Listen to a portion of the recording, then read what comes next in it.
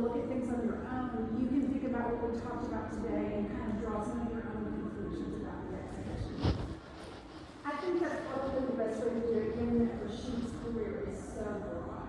So the artist is Rashid Johnson. He's a multidisciplinary artist. He's worked in almost every medium: photography, drawing, painting, sculpture, feature films, other films, Broadway plays, music, like everything. And I think Rashid is really one of those polythinkers who ideas come out in all different forms in his mind, and he chooses the one he thinks best fits what he's talking about in the moment. The exhibition is basically chronologically hung, starting in the next gallery, but this is sort of a free-for-all space. So this is more recent work. The exhibition started at the Guggenheim, and at the Guggenheim, there was this very iconic moment of these plants hanging from the middle of the rotunda. And so Rashid and I talked about wanting to do a similar thing here with the houseplants. Houseplants figure into a lot of his work, and we'll see that. How many of you have already seen the exhibition? Okay, so some of you have, some of you haven't. So you'll see more and more houseplants, but houseplants represent a lot of things. They represent empathy, for one thing, because they require our care. They can't survive in a home, when they're not in a dog anymore, they can't survive without us giving them light and food and water. They also represent resilience in that way. And they also just talk about not just care, but self-care, which is one of Rashid's main themes throughout the exhibition. So the idea is also that plants bring warmth to a constructed space, like, we're surrounded by concrete, we have these lush, beautiful plants. So all these things come into play for Rashid early on in his career, and then houseplants figure throughout. But the main things to think about for Rashid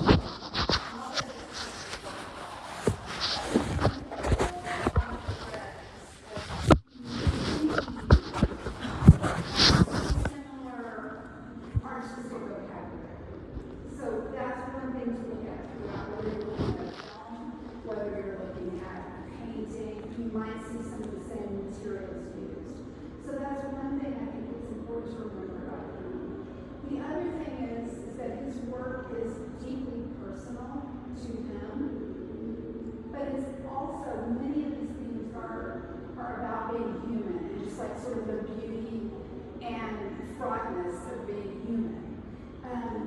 So you can take it very micro or very macro in a lot of ways. And then the last thing I would say about it, just as a sweeping overview, is that it tells the story of a life. Again, you can make it personal or broaden it.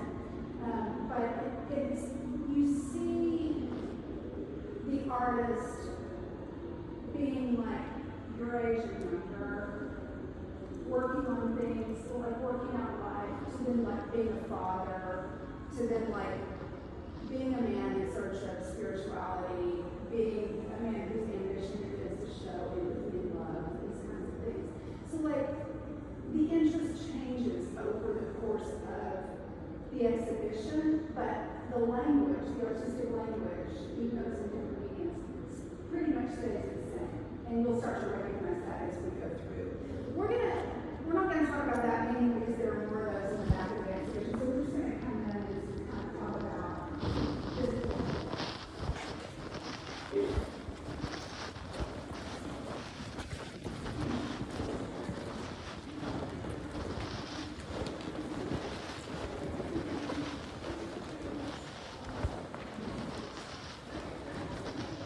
Because Rashid is a multidisciplinary artist, he can kind of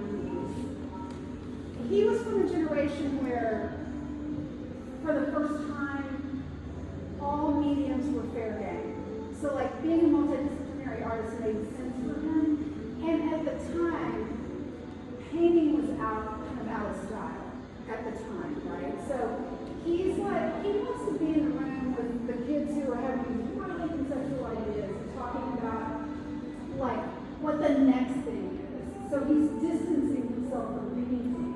He paints now, and he was painting then, just not with paint on canvas, right? So the black shelf paintings are made with this like melted black soap. And then this is shea butter in the little urns. So like, see what I mean? The shea butter starts to figure in and it stays throughout his whole career. And this whole thing becomes an altar. It's called Triple Consciousness. And you see the Al Green album 3 times. And you know, this whole Al Green album, I don't know if any of you are familiar with it, kind of oscillates between being madly in love and being heartbroken, right? So, you know, and then so like Al Green singing to us about let's stay together, and then there's like this soothing shea butter balm, and the whole thing is an altar, and there's a plant in the middle, and like these seashells. The whole thing is like Rashid making sense of life, contemporary life for him. But the idea of tripling is another thing that's really important to his career. So he's taking it from W.E.B. Du Bois's notion of double consciousness, right? It's about code switching language for Black Americans, and it's also about coming out of like the atrocities of slavery, being taken away from Africa, being in America, and having to deal with like this kind of double life. But Rashid makes it 3 instead of 2, so it's triple consciousness, and it leaves space for a lot of other things. It leaves space for him to be more than 2 things, just like we all are. And it also leaves space for like, it could be a feminine side. It could be a space for us, you know, it's just another space.